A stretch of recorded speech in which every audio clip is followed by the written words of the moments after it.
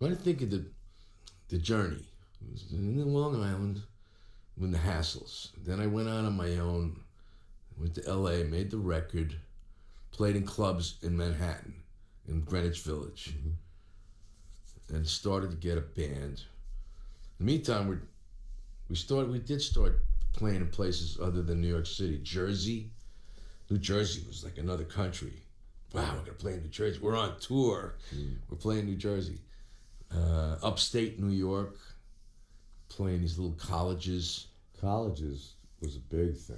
Yes, it was our bread and butter. That was huge. State, Oneonta, Ithaca.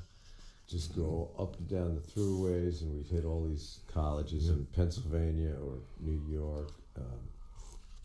Fredonia, Rochester, Oleana, Herkimer, and then Pennsylvania. That was another. Oh, Lord. Chock full of schools. Yes. Places to play. A lot of colleges. And they were our bread and butter. But they had a budget to hire bands. Yeah. We were available. Yeah, but, you didn't charge that much. No, I didn't. I couldn't. Nobody knew who I was. Yeah, I don't remember. We just rent the car and a Ryder truck. Right.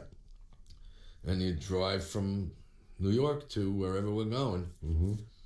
And the booking agent would try to line up other gigs along with it. You based it on the big money gig, which was a couple of $100 probably back in the day. And it's a long time ago now. It's back in the pre-dawn of history. Yeah. But, Brian was there for the whole thing. Driving the truck. For years, my mom called, "Where's your friend Bruce, the truck driver?" Said, "You mean Brian, my sound man?" "Well, now he's got a fancy title, but I remember when he was the truck driver." I know, that went on for a million years. Yeah, "Mom, it's Brian, the sound man." Driver. Because he did everything. He did the settlements with the promoter. He would tour manage if we had to travel. Got the equipment up, did the sound. It was an experience. And we drove all over this country. Every day we were out in a car driving. We saw the country. This is back in the early 70s. And the funny thing I think of all the time, whenever we travel now, we go to another city, they looked completely different back then. Oh, God. They didn't have skyscrapers in these towns like, Philly, Boston. One-horse towns, yeah. They just were small, cities, no tall buildings. And now you go there, and I land in these places and go, "Where the hell are we?" "Oh, well, this is Dallas." "This is Dallas?" I know. Because remember what it just looked like? Exactly. But all the country looks totally different now. Yeah. We all have a Nothing skyline. else the same. Yeah. Yeah, we saw all that happen. Yeah. That's how long we've been around. Very strange. But Brian saw the whole thing. Yeah. It's a lot of fun. We've grown up. In some ways. In some ways.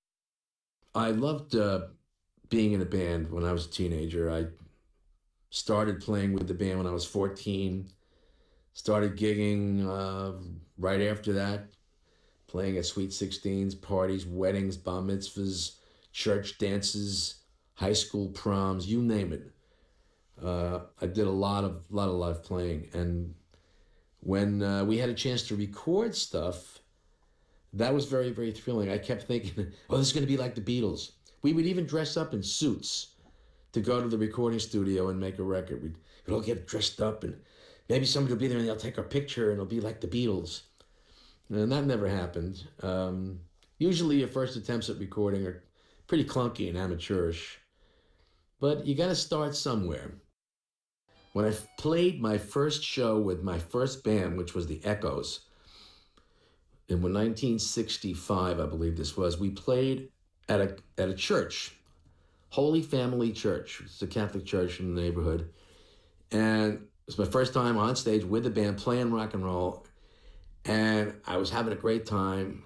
And I looked down and the kids are dancing. And there's a girl that I had a crush on who was actually looking at me, who would never look twice at me before. And her name was Virginia. And that's the thing that decided me to go become a musician.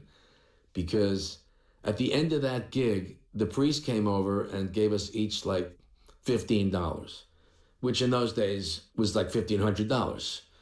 And I said, "You mean you get paid for this?" And this girl that I liked was looking at me. I said, "That's it. I'm in."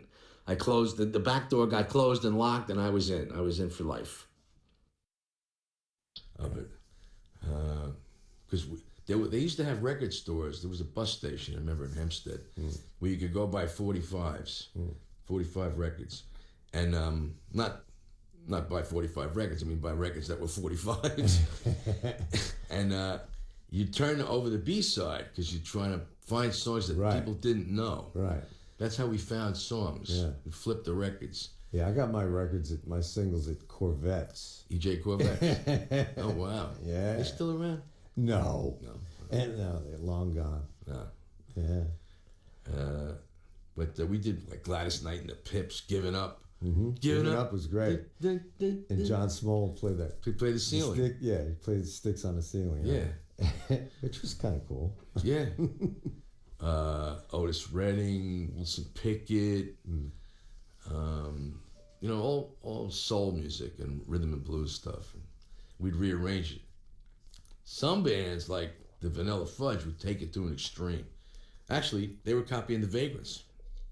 The Vagrants were the band that took songs and they stretched them out and made them like Well, that was psychedelic. the thing back then, to stretch the songs out and add the solo this, solo that. Right. Yeah, big intros, big dramatic. Flashy drums.